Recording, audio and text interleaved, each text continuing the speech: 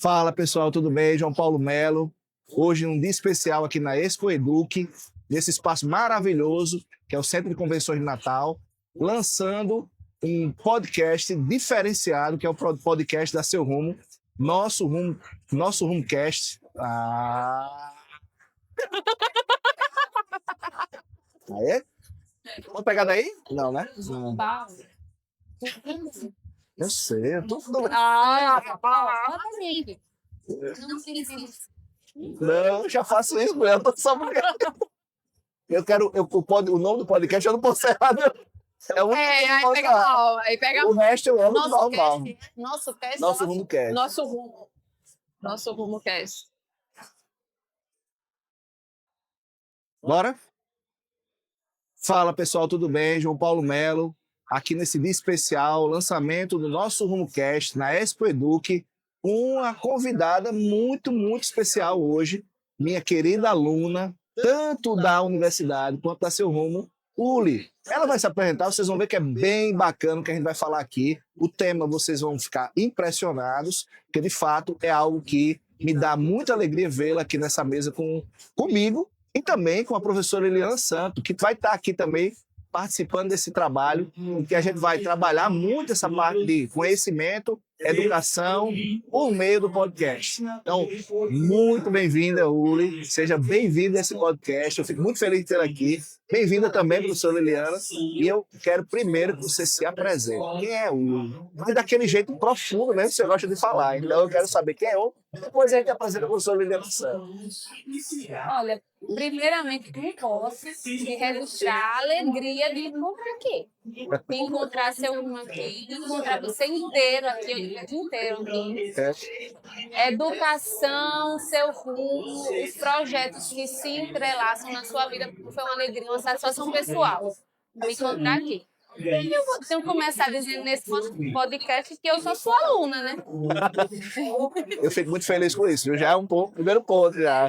Sou advogada, sou mãe, sou consteladora, sou mediadora, sou filha também. E sou tudo isso em uma só. Como todas nós temos várias fases, né? E sou isso, sou essa integridade, sou essa confusão, sou essa solução. Todos nós Filósofa. Isso aí, profundamente para mim, é muito bacana, porque você sabe que a filosofia é um ponto que nos liga bastante. Filósofa de 10 anos, não é experiente, licenciada de bacharelado. Minha Então, nossa senhora. Questionadora.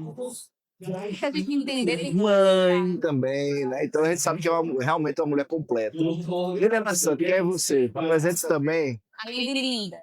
Opa, muito obrigada Além de pelo esposa do Sem Futuro também, que a gente vai depois trazer. do Sem Futuro. Muito obrigada, professor, pelo convite. Expo Eduque, Seu Rumo, parceira também, já participei de vários projetos, então muita gratidão de estar aqui hoje conversando com vocês dois. E eu acho que o meu tema ele vai ser bem diferente do seu, mas eu acho que a gente vai chegar a um ponto em comum que é a origem das coisas, a contação das histórias, para que nós saibamos o rumo para onde nós queremos seguir. Então, o Compliance ele faz esse trabalho também, entre outras coisas, e a gente já trocou aí umas palavrinhas. Eu estou ansiosa por conhecer um pouquinho mais o trabalho dela. Professora Liliana Santos também é a sócia fundadora da EduCompliance, que é nossa parceira aqui na Seu Rumo, no portal Juristec, com o objetivo realmente de educar, o nome já diz, EduCompliance, para o Compliance. Então, está na mesa exatamente com esse objetivo de ensinar a gente esse trabalho. Mas, professora Helena, a gente vai ter, como você disse, no nosso momento, eu queria hoje escutar Uli exatamente nesse sentido. O que é que você traz para a gente enquanto mãe, advogada, consteladora, mediadora? Eu queria primeiro que você explicasse para a gente, você já sabe, não conheço, o que é constelação, o que é ser consteladora. Olha, a constelação familiar, né? Ela é uma estrutura trazida, é uma técnica terapêutica, é uma dinâmica, né, de relacionamentos humanos. E ela chega no judiciário, né? Eu cheguei na constelação, né? E chegou no judiciário. Nós temos o direito sistêmico também, temos comissões de direito sistêmico pelo Brasil, OAB afora. E a constelação ela é um mecanismo que ajuda a colocar a pessoa no lugar dela. Ela faz a colocação da pessoa no lugar dela. E do que isso ajuda no processo? Você imagina que um filho que não está no lugar do filho, dentro da relação familiar, o quanto isso é problemático no inventário. Hoje, inclusive, eu recebi um livro de uma cliente que eu fiz um inventário em Itararé, em São Paulo, daqui, e a gente trabalhou junto com constelação para a gente chegar na solução desse problema mesmo no inventário. Bacana, que bacana. Ela tá conectada à questão da teoria de gestão do conflito, de uma forma geral. Como é que eu faço a gestão desse conflito? Que legal.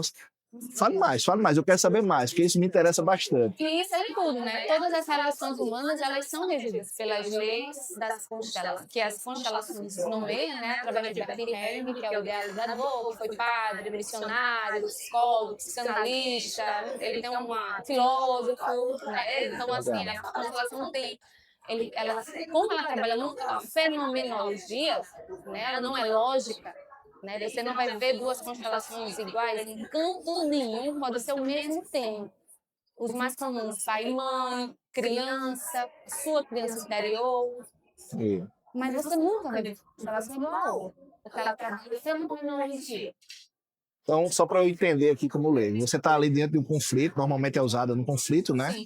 Então, é uma forma de gerenciar esse conflito, né? De fazer com que ele seja resolvido, né? Antes de ir para frente, vai para trás, né? Pelo que eu entendi, né? Ou seja, vai para trás. Deve ter muita psicologia, muita filosofia também. O que é que tem nessa base aí para a gente entender?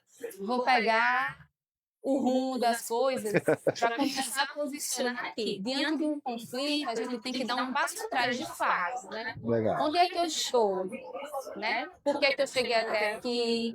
Né? O que é que essa dor está me falando? O que é que esse conflito está reclamando? Né? Porque tudo que está doendo, ele quer ser visto. Seja um conflito, seja uma dívida, seja qualquer coisa. Qualquer dor, ela está pedindo para ser vista. Verdade. Quando a gente consegue olhar, a gente não consegue resolver muita coisa. Porque muitas vezes a gente não consegue nem olhar para os nossos problemas. Você não pode criar uma solução de um problema que você não conseguiu identificar. Eu não quero acessar, às vezes é muito melhor resolver o seu problema do que os meus. Me salvar, engavetar o meu problema, né? E aí, quando a gente consegue olhar para os nossos problemas, a gente consegue resolver. E segura essa. Eu gosto dela porque essa aí, ela não tem mais na língua, não. Ninguém vai resolver o seu problema. É você. Eu gosto muito da analogia, como eu sou uma pessoa que gosta de comida, a analogia da comida. Você pode estar com muita fome, você pode estar com muita sede, eu posso comer e beber com vocês, mas eu não vou resolver o problema de vocês. Né? Então, a constelação familiar, dentro dessa perspectiva de resolução de conflitos extrajudiciais, muitas vezes. Hoje eu tenho, né, meu perfil já conhecido como opositor. Hoje eu sou uma advogada que me sinto realizada quando eu não levo o direito judicial. Dentro da estrutura de família, de sucessão, de conflitos, de gestão de conflitos, se eu consigo fazer ele passar reto na porta do judiciário, eu me sinto como uma advogada realizada. Porque eu me frustrei muito em muitos processos judiciais que ganham leve, que não tem tempo para terminar, né? Então, que não resolve o conflito. Que não resolve. O que mais me doía enquanto advogada era isso. É que essa cliente voltava várias vezes com problemas jurídicos na superfície, mas os problemas eram baixos. Então, se eu consigo posicionar esse cliente, ele vai resolver o problema. Eu não vou resolver o problema. Como advogada, eu não vou salvar.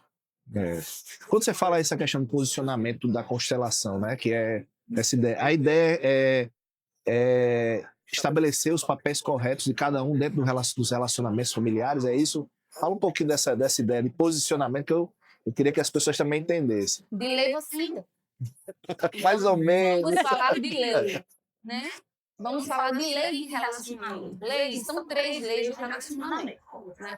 Que Bert Helling observou, ele conseguiu estruturar essa técnica a partir da observação. Certo. Né? E aí, tudo de bom que a gente tem é uma observação. O ser Sim. humano, ele consegue alcançar muita coisa individualmente, coletivamente, com a observação. São as leis de pertencimento, Certo. da hierarquia Ok. e do equilíbrio. Colocou em ordem, a Tá roda roda. resolvida. Tá resolvida. A roda roda. Se ela não está em ordem, a roda não roda. É como, imagina uma roda com 3 pesos Que precisa de cada um deles. e eles precisam estar no seu lugar, senão a roda vai rodar. Se eu coloco os 3 juntinhos, não vai rodar. Eu posso dizer com tranquilidade que é o seguinte, dando eco ao que você está falando, um dos problemas mais recorrentes, por exemplo, em sucessão, é quando você tem o filho, por exemplo, que assume a liderança, né? Quebrando muitas vezes a questão da hierarquia, etc. E isso gera um desequilíbrio entre os herdeiros, né? Porque você tem ali por exemplo, legalmente, uma divisão igualitária, mas aquele que se sente hierarquicamente superior na posição errada, às vezes nem porque, vamos dizer assim, foi interesse dele, mas porque ele se colocou, foi colocado, enfim, Sim. ele acaba desequilibrando e gerando uma gama de conflitos nesse sentido. É mais ou menos por aí? Com certeza. E aí, o que é que esse problemático está querendo dizer? Ele precisa ser visto. Às vezes ele está reclamando que ele não está no lugar dele. Mas foi lá que colocaram ele. Né? Então, assim, é um trabalho muito delicado, muito sutil, que precisa de tempo. Porque é muito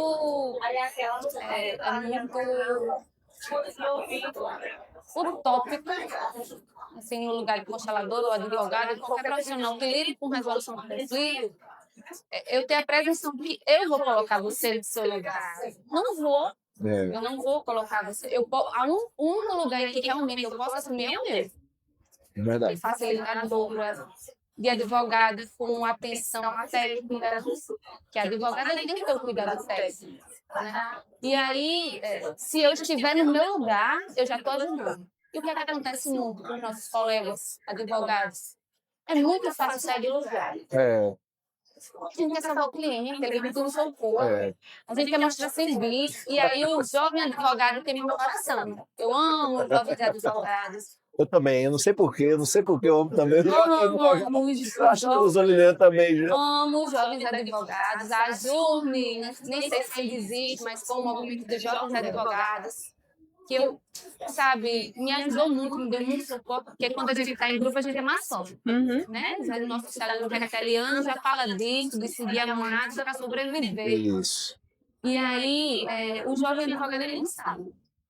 Nem que ele não precise salvar ninguém, a não ser ele mesmo, verdade. E aí, se ele está no lugar dele, sai do lugar dele, ele já está ajudando muito, muito, ele não tem noção.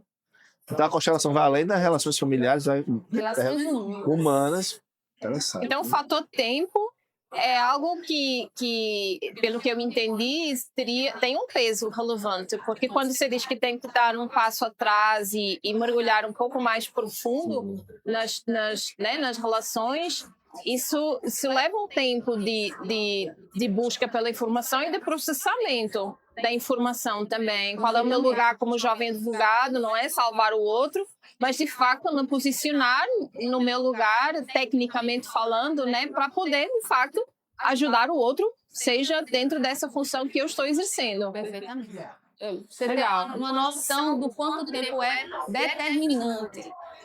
Vou dar 2 exemplos, que eu tive experiências com tempo de 1 semana e de 1 ano.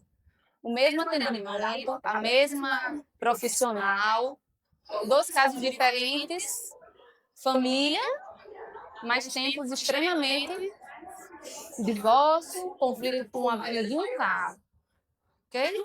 Esse era o problema desse divórcio. Você estava tudo resolvido. As partes mais desafiantes foram resolvidas. Faltou o carro. O carro. Vamos à audiência. Um dia antes, convido ele para um diálogo, assim, apresenta a dinâmica, né? A gente faz uma dinâmica com um conflito. E às vezes ele não quer saber o que é constelação, ele não quer estudar constelação, ele quer resolver o problema dele.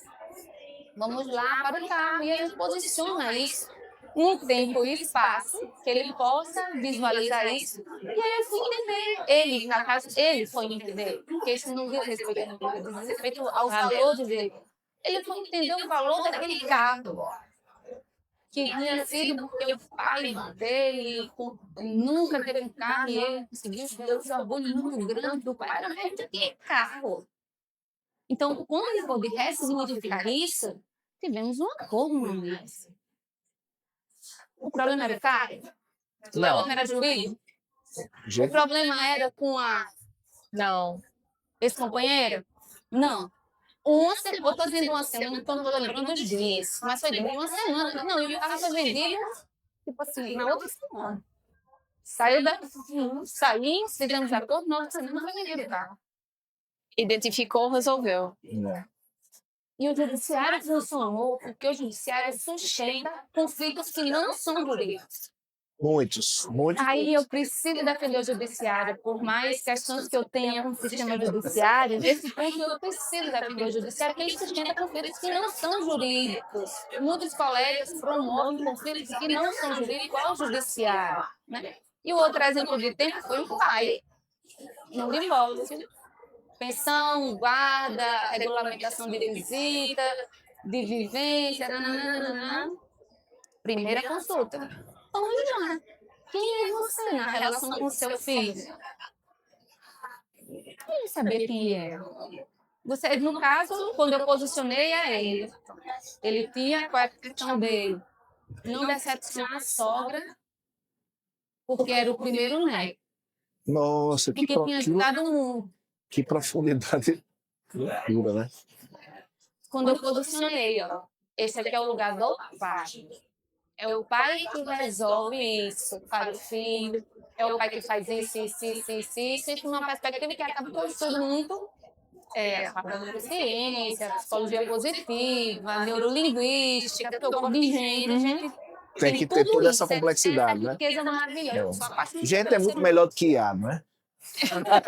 Com Muito certeza. melhor do que IA, né? Se fosse a gente, não queria. Ah, exatamente. Quem é IA, pelo amor de Deus, você vai cuidar da gente de verdade. E aí, o que foi que aconteceu? Quando eu posicionei esse pai, ele demorou um ano para mim. Você não, Mas voltou. eu dei um choque elétrico nele, na realidade. Né? Imagine E você ele tirar. precisava desse tempo. É verdade. E tudo bem, porque no tempo dele, o problema é dele, o problema é dele. Eu estou a serviço Dele. dele. Mas no tempo dele, e durante esse processo, né? Me resolveu, foi tranquilo, né? Eu fiz várias dinâmicas com ele quando ele decidiu. Eu solto, porque a pessoa tem que respeitar os limites dela. Ele voltou, a gente fez algumas dinâmicas, e assim, o que mais me emociona nisso é sempre que eu estou trabalhando com o pai, com a mãe, né, assim, eles sempre falam assim, eu queria tanto que a mãe dele pudesse ser atendida por você, para ela poder ver. Então, assim, se eu consigo identificar isso, para mim essa fala, ela traduz perfeitamente o que é amor. Né? Eu gostaria que você tivesse o que eu tenho também no movimento Impacto. Para mim é amor. Então, quando a gente consegue reavivar o amor nessa perspectiva, e amor não é afeto, amor não é beijinhos, corações, amor é conexão. Cornélia Bonecão fala disso muito bem, que é uma palavra bem fantástica. Então, se eu consigo reconectar esse pai e essa mãe, a vida da... pronto, por que tudo isso? Porque eu quero meu olhar na criança. Então, se eu conecto esse pai com essa mãe, que é pai e mãe para sempre, não se separa, pai e mãe não se separa. Conexão não existe maior, né? Essa conexão é. Não, pai e mãe não se separa. O que acontece, que é comum, que a gente lamenta muito, são relações de pai e mãe adoecidas. Quem é que adoece de verdade? Quem é que o filho? Essa doença? Criança. As crianças. Né? E assim, adultos que têm pais que se separam, né? Agora a gente tem muitos jovens de 60, 70 se divorciando e filhos sofrendo. Né? Somos um sistema familiar. Verdade. E aí o tempo é exatamente isso. A gente tem que ter muito amor ao tempo. Minha amiga, eu fico muito feliz. Uma das coisas que eu queria, né, e que está se concretizando com a sua suas colocações, suas ideias. Era exatamente isso. Eu entendo hoje que o papel da gente aqui é ensinar, é educar, né? Então, como professor já há algum tempo, né? Fui seu professor, fico muito feliz disso.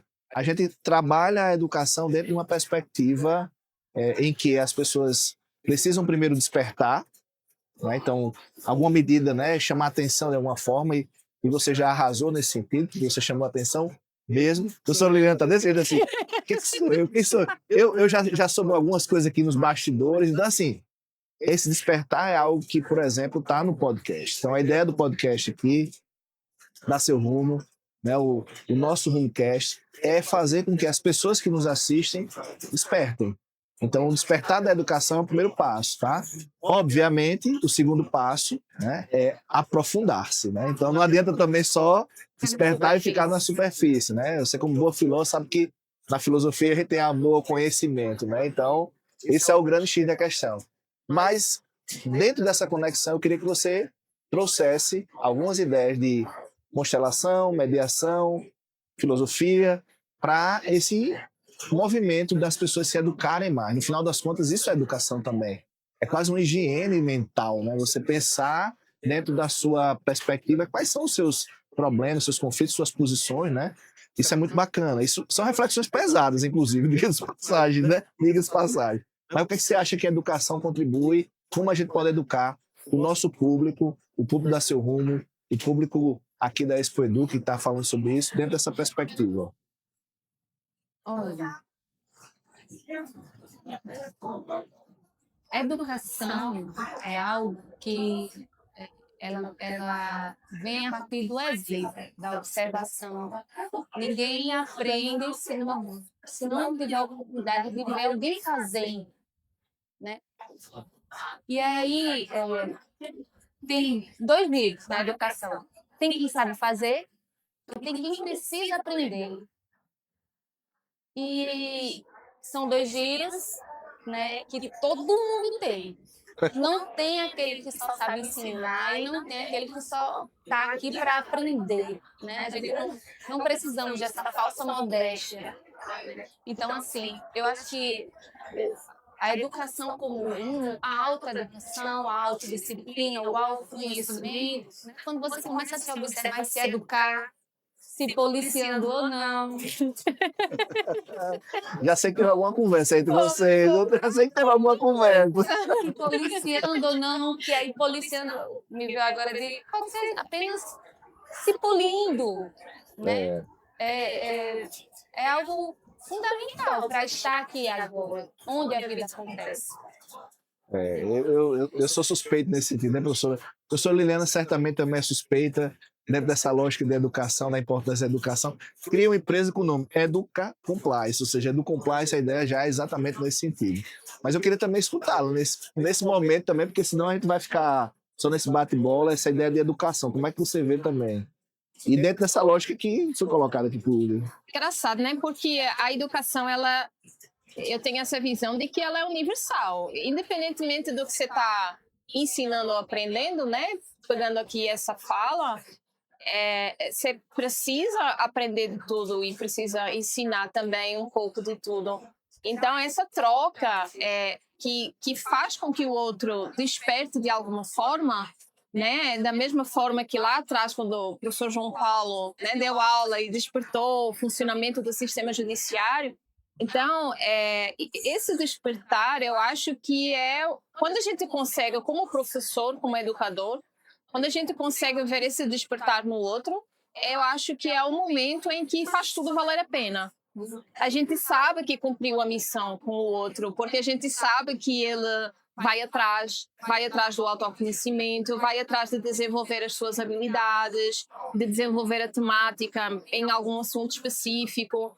Então, o nosso propósito aqui, realmente, no meu caso específico com a Edu Compliance, a educação em compliance, mas o objetivo é justamente disseminar a relevância do compliance nas organizações. Então, a gente faz só aquela alerta, faz só aquela chamada de atenção para que o outro queira saber mais, para que o outro queira entender o processo, queira entender que o tempo é relevante no compliance também, assim como, né, no processo que a gente está comentando aqui, esse autoconhecimento.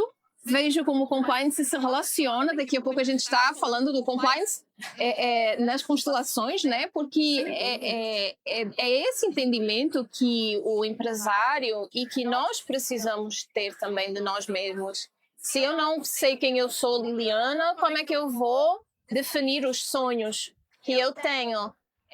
Eu não sei, eu não vou ter rumo.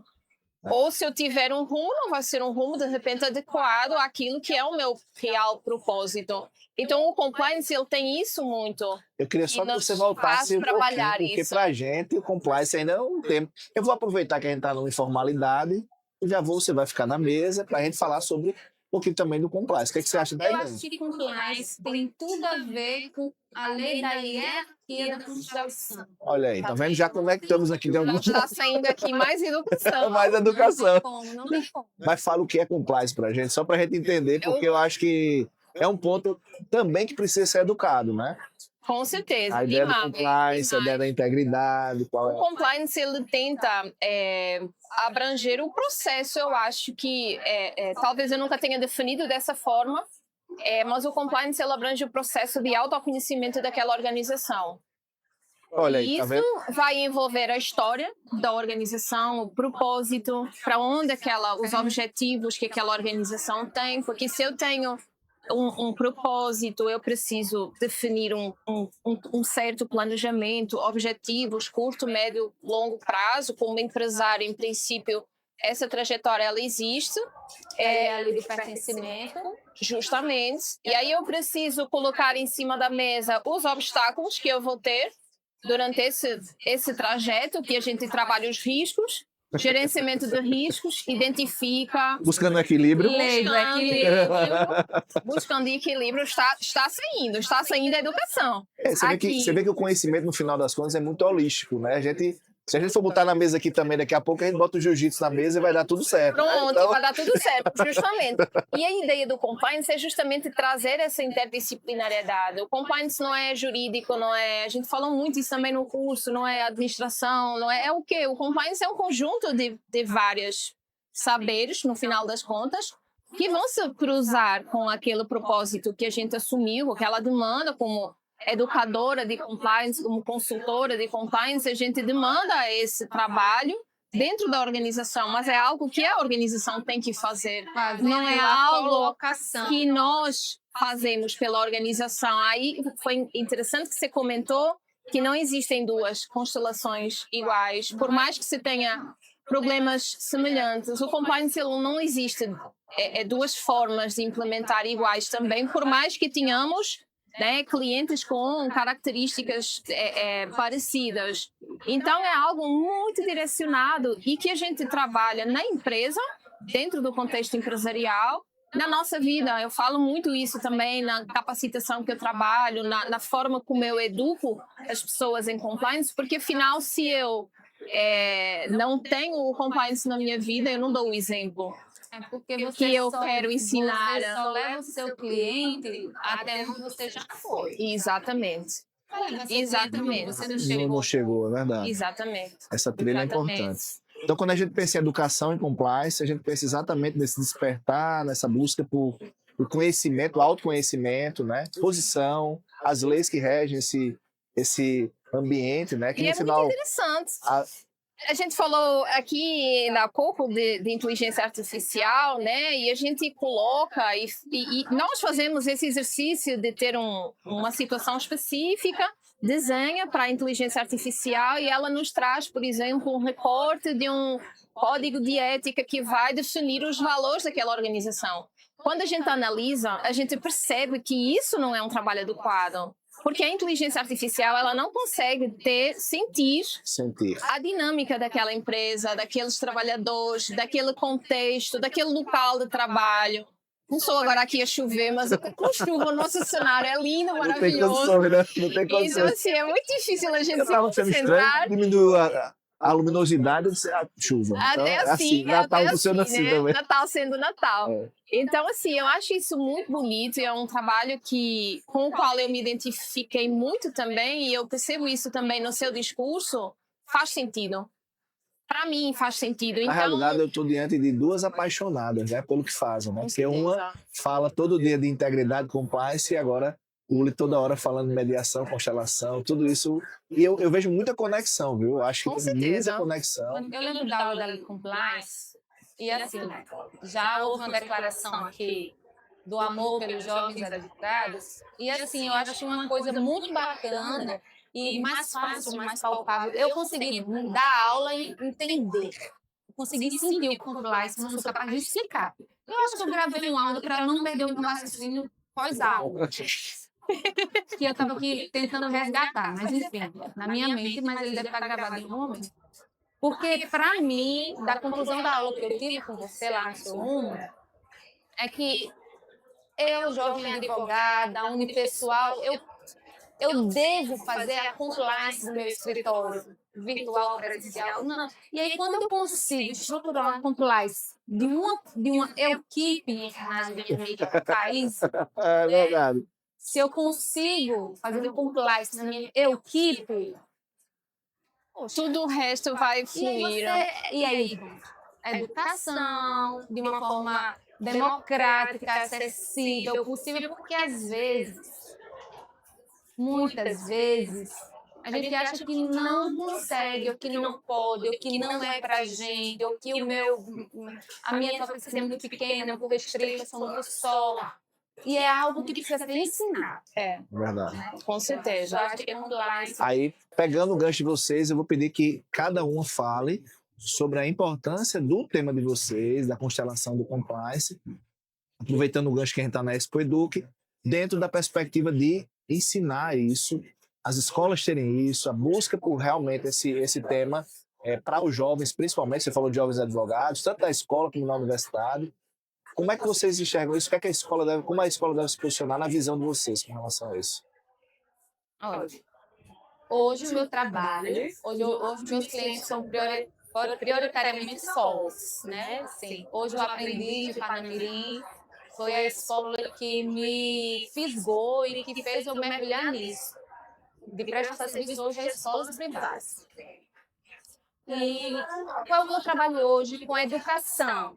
Né? Porque, de alguma forma, eu me encaixo dentro da educação quando eu estou numa escola como advogada, mediadora, consteladora, tudo isso inteira lá, que é o quê? Quando eu favoreço que esse gestor, né, promova uma educação de qualidade, estando no lugar dele de qualidade, que é ensinar, ou planejar, ou fazer o aspecto pedagógico, né? De algum modo, eu ajudo ele a ele ir no lugar dele. E eu não tenho dúvida, se eu ajudo o gestor a ir para o lugar dele, de gestor, e deixar as outras coisas, aprender a delegar, soltar o controle, falar com isso. Essa parte aí complica um pouquinho, não sei por quê. Não sei por quê, eu sinto como gestor que tem alguma coisa errada aí. Tem Viu? uma indireta, direta. Mas observe, se você como gestor está no seu melhor sendo gestor, o seu aluno vai ganhar. É verdade. Tá. A família do seu aluno vai ganhar. Você está num lugar muito sagrado, especial que para mim tem um valor especial e aí eu consigo me conectar com a família do gestor. No meu objeto hoje, principalmente, a educação infantil, porque mãe, uma criança, vive a evolução de todos os sentimentos da maternidade de uma criança na escola. E com essa minha cabecinha muito, né? Quieta, né? Eu consigo visualizar, tive a oportunidade de vivenciar muita coisa nessa introdução escolar e tive uma escola que me acolheu muito, né? Ela teve que me aguentar 15 dias na escola dela todos os dias, né? Então, assim, e aí a minha família tem de educadora infantil a reitor, né? Eu traí o sistema sendo advogada. Mas cá estou aqui na Expo Eduque. Isso. Né? Não quer dizer que você não possa ter essa posição. Resgatando e honrando, inclusive, as minhas raízes com a educação, que é o que transforma, que é o que muda, que é o que faz a gente crescer individualmente, coletivamente, né? Eu gosto muito de falar que a nossa prestação de serviço aqui nesse plano, ele é coletivo. Né? Nossa prestação de serviço é coletiva, mas a prestação de plano é individual. Vai chegar a hora, né? Vai chegar essa hora. A gestão de conta é individual. E aí, se eu estou me educando, me polindo, mais do que me policiando, Teve alguma conversa aí que eu quero saber, viu? eu vou conseguir brilhar muito mais. Se eu me permito me polir em algum comportamento, eu vou brilhar muito mais do que se eu me policiar. Verdade. Né? E aí essa autoeducação é maravilhoso, porque se eu conseguir aprender alguma coisa com as constelações, com a filosofia, com o direito, com a advocacia, com a mediação familiar maravilhosa que é, sim,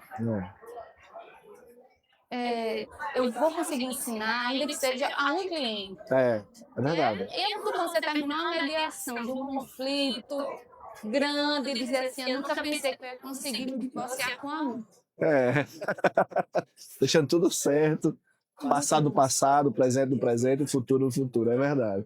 E você Jovem, tem que cumprir e a sua você? missão. Nessa missão aí de educar para o compliance, para os jovens e para as escolas. Então, educar, eu acho que a educação é uma missão, mais do que uma profissão, mais do que uma aptidão técnica que a gente possa ou não aprender, não que não tenha aprendizado envolvido, mas dentro dessa missão eu vou pegar o legado da família Gracie, trazendo aqui, misturando um pouquinho mais os temas. Um pouquinho, só um pouquinho. Trazendo aqui o lema do jiu-jitsu de que eu entendo que, no caso, o compliance ele é para todos. Então, se nós, por exemplo, pegarmos numa escola de educação infantil, nós vamos, a partir do momento que nós fazemos esse trabalho inicial de contextualização dos papéis de cada um que representa dentro daquela escola, desde a criança até a quem está na liderança da posição da escola,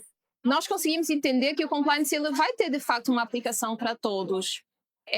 O gestor ele vai ter uma visão diferente, mas existe um compliance para ele, existe um contexto que ele precisa entender o seu papel enquanto gestor, para que ele possa tirar o melhor proveito desse papel, exercendo uma função social para o próximo, para o aluno, para o contexto da educação. E a criança, por outro lado, meu filho pequeno, que vocês inclusive conhecem, eu levo ele para as minhas aulas e eu ensino a ele o compliance. Como é que eu ensino o compliance para uma criança? Mostrando o lugar dele no mundo, mostrando os riscos que ele tem na idade dele, conversando determinados temas que são preocupações comuns a todo pai e mãe, mas que nem sempre são temas fáceis de a gente gerir como pai e mãe. Então, questões de assédio, por exemplo, que podem ocorrer, quando nós trabalhamos preventivamente e ensinamos, educamos as crianças para determinados riscos, naturalmente que isso tem que ser feito numa linguagem completamente diferente, né?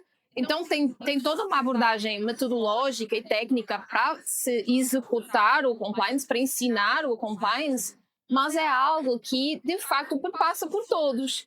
E quando nós temos esse compliance enraizado na organização, pegando a escola como exemplo, o aluno vai entender o seu papel, o professor vai entender o seu papel, o gestor vai entender o seu papel, o pai e a mãe vão entender o seu papel. A gente não pode tirar o pai e a mãe da figura da escola de jeito nenhum, né? Pelo contrário, eles são as figuras centrais, porque são eles que representam as nossas crianças.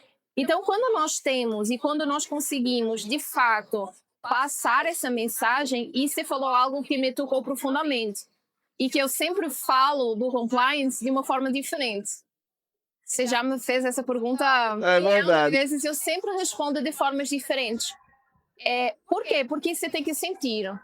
Você tem que sentir, de fato, a essência, o propósito. E isso, geralmente, eu consigo no final dos meus cursos.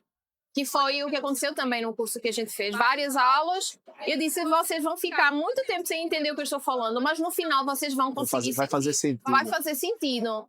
Então, é um processo de construção muito do outro e é algo que você consegue levar. Eu faço esses exercícios, eu coloquei Eduardo fazendo o código de ética dele, a missão, a vida dele como judoca, né? Então, os princípios que ele tem e tal.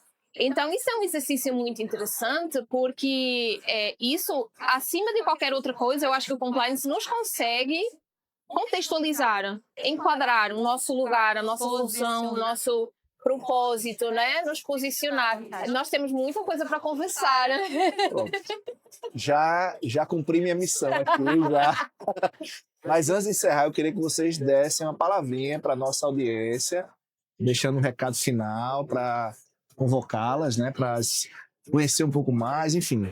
Deem aí a palavra final de vocês para a audiência para a gente poder encerrar esse e depois conversar nos bastidores sobre tudo que se conecta. Exatamente. Não tem como finalizar isso, né? Dá um tempo. Dá um tempo. Por né, hoje é só pessoal, né? Como uma boa criança dos anos 80, mas é muito bom inicial, né? E o educador, ele é isso, né? Ele está sempre iniciando algo, eu acho que ele termina com o início muito bom, né? Com o início de ideia, de reflexão, o início de perspectivas novas, de vocabulário ajustado, que coloca muito. Então, ótimo. Ótimo. Só faltou fazer um apêndice, né? Exatamente, faltou um pouquinho, mas quase. Vai lá, Lili. Eu acho que é isso mesmo. Assim, a nossa função aqui é dar um pouco do tanto que o mundo do compliance, no meu caso, tem para oferecer. E convidar as pessoas que estão aqui a chegar até nós, a conversar conosco, para trocarmos uma ideia, para estendermos, alargarmos o compliance a temáticas que de repente a gente ainda não abordou, e despertar essa curiosidade. Procurem, tentem saber, contatem a gente. Porque é um universo assim, incrivelmente fascinante. Eu sou muito suspeita para falar sobre isso. O senhor sabe que o olho brilha, mas é realmente uma paixão genuína porque eu acredito e eu passei um pouco também por essa transformação. Acho que tem uma Liliana antes e depois do compliance. A gente, quando entenda o nosso lugar, a nossa missão, fica tudo com muita clareza. O nosso propósito é tudo muito mais tranquilo, é tudo muito seguro. Filipe pergunta muitas vezes, meu bem, como é que você tem certeza de fazer isso ou de fazer aquilo? A gente só simplesmente sabe. Tem uma coisa que esses dias eu tive a oportunidade de refletir, é que oportunidade e responsabilidade são coisas diferentes. Tá? Quando a gente está buscando oportunidade, a gente está ficando atrás da borboleta. E quando a gente escala para responsabilidade, a gente está cuidando do jardim. E aí não é fácil assumir responsabilidade. Com certeza. Mas é muito prazeroso. Meninas, primeiro queria agradecer mais uma vez. Sempre é um prazer tê-las. Uli, Liliana. Eu acho que, como professor, né, que sou já há algum tempo, né, ver na mesa alunas, uma mais na área do direito, outra em outra área, que é o jiu-jitsu, é muito bacana, porque a gente fica feliz dentro desse eco, né, que é nossa missão como educador, como professor, né, tá reverberando. Eu sempre me considerei um provocador, então na minha linha de ensino sempre foi essa, porque eu acho que o conhecimento ele é feito por cada um e não transmitido dessa forma. Mas, de toda forma, essa provocação surtiu efeito, gerou frutos, e esses frutos estão aqui na mesa. Então, fico muito feliz, muito grato de tê-las aqui nesse momento no nosso RumoCast. E, mais uma vez, contem sempre com a casa está sempre aberta para que a gente possa conversar e bater um papo e, enfim, trocar ideias, se conectar de uma forma geral. Muito bacana. Obrigada. Muito obrigada. A gente que agradece. Um prazer estar aqui. Então, ótimo. Bom, vocês viram aí, esse é um episódio que a gente vai ficar marcado na minha história. Eu acho que me deixa muito feliz tê-las aqui, trabalhar a educação, estar na Expo Eduque, com esse cenário aqui, que não tem igual, na minha cidade, né, falando sobre um tema que me brilha os olhos há muito tempo. Então, no final é assim, fiquem com Deus, até uma próxima oportunidade. Se gostaram, curtam, compartilhem, façam seus comentários para que a gente possa cada vez mais levar a educação, levar o conhecimento, levar aquilo que a gente acredita para os outros na nossa passagem, que a gente tem aqui, que muitas vezes é curta, que a gente possa de alguma forma marcar e deixar um legado. Fiquem com Deus, até uma próxima oportunidade.